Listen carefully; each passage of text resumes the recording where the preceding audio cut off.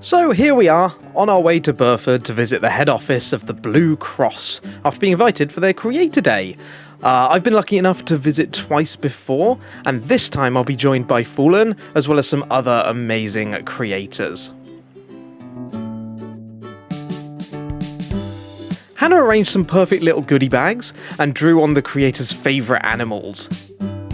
We received a thank you card each, as well as a magazine, some pins, a paper plate, and some pots with seeds for something later in the day.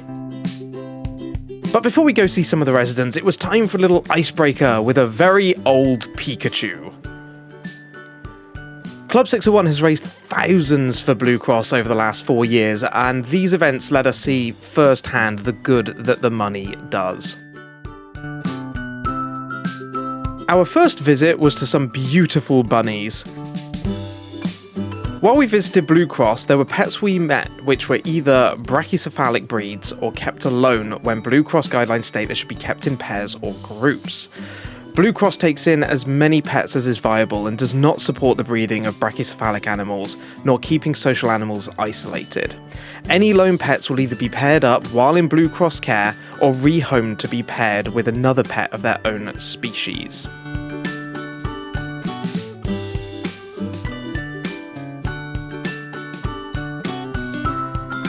I attempted to become friends, however lost a fight for a leaf.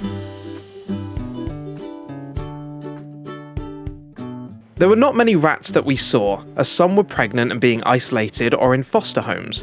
We did find out that one rat had her babies the evening after our visit and is doing well.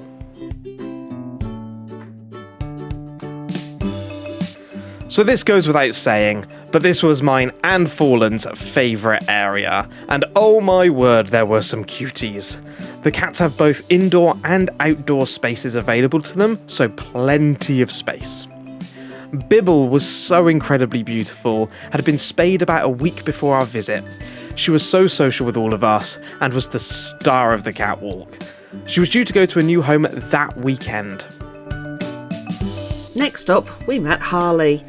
He could have very easily become Ted and Alfie's brother, however, unfortunately for Hoods, but great for him, he'd already found his forever home.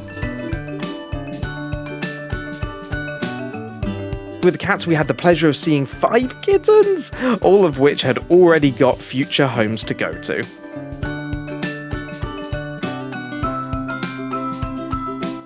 Meet Lurch, the Lurcher.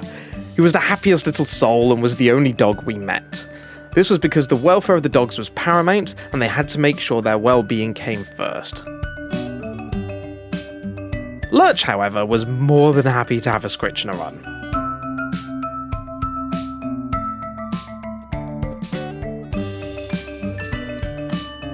After a spot of pizza, it was time to learn about something serious. The Blue Cross does a lot of amazing work, with their staff caring for their sites and adoptions, volunteers who foster in their own homes and who work in the retail stores, the food banks, and also those volunteers who work to support those who may have suffered the loss of a pet. Pets become family, and no matter how big or small, it can certainly take its toll when we have to say goodbye. This is why the Blue Cross offer their pet loss support service. This is a real team of real people who respond to calls, online chats, and emails.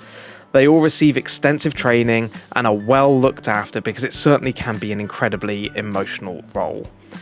We got creative during this chat, painting pots as a keepsake to take home, and plant our forget-me-not seeds in order to remember our lost ones. For more information on the pet loss service, please see the link in the description below the video. Unbeknownst to Hoods, myself and Hannah had spoken in the follow-up to our visit, because she wanted to ensure Hoods received the deserved recognition for raising a whopping £30,000 over the last 4 years, of course with the help of Club 601. Therefore he received a plaque, a cookbook, and a huge thank you from everyone at the Blue Cross. Back to some sunshine in their equine area. The site at Burford has a huge amount of room available to them and has facilities such as a walker and school for any requirements the animals have. They also use the school as a little fundraiser by renting it out to the locals to use for their own purposes.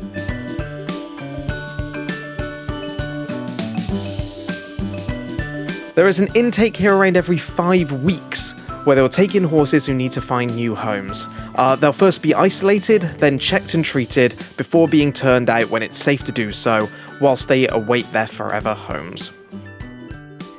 What I love about these events is that we fundraise for no recognition at all. We do it because we believe the charity deserves it and we want to support where we can. And the fact that the Blue Cross allows these visits is absolutely amazing, and it's great to get an insider view of where the money goes. It was a truly fantastic day with so many faces, both as creators and staff. You can feel how much love the staff have for their positions. They're really the heroes to those who cannot advocate for themselves. A big thank you to Hannah, to Amber, and to the entire Blue Cross team for hosting us and having us back at the Burford Rehoming Centre once again. There you go, it's recording. It is. It is, doing things. Well, that's the end of it. Is it?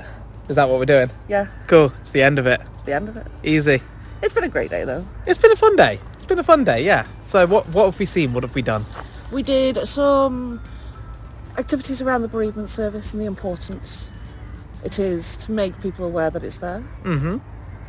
We spoke to Tiltify Tom, We spoke to Tiltify Tom. Always nice seeing Tiltify Tom. and we've met some amazing creators. We have. Many of them will be in this video that you would have already seen, because this is the end bit.